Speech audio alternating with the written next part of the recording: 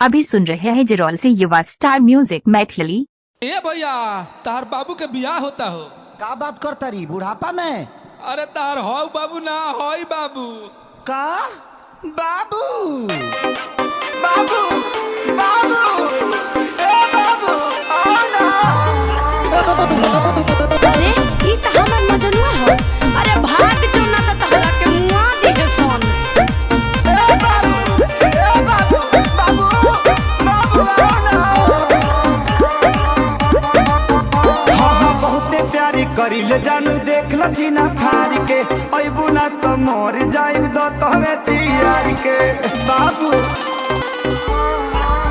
ना बहुते प्यारी करी ले जानू देख ल सीना फाड़ के आवो ना तो मर जाइब दो तहवे चियार के। मेरी शादी में अड़चन लाओ ना।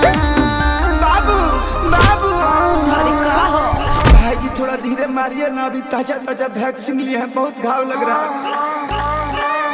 कुकुर ले खडाट के भगाओ ना। जाओ ना। ए बाबू बहरी आवो ना। अरे जाओ ना। ए बाबू बहरी आवो ना। अरे साफे थुथुर हवा का। अरे जा ना। अरे सब मार के मुआ दिहे। अरे काहे नहीं खो समझत। अरे जा ना।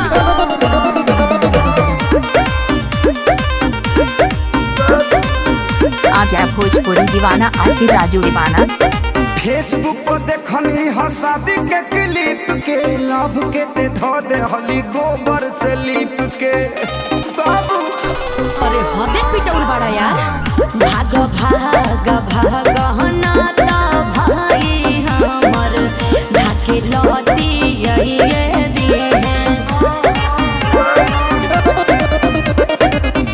बड़े खिसियाई ललूर लंगड़ धके तोहके बनाइए दिए बुझे। देखो माथा मेरा गरम होना। हे बाबू आओ ना। बक भाई से अपना हूँ कवाओ ना। ए बाबू बहरी आओ ना। ए बाबू बहरी आओ ना। देखा साफा समझाओ तो नहीं हो। अब की बार हाथ गोड़ कपार सब टूट जाए। अरे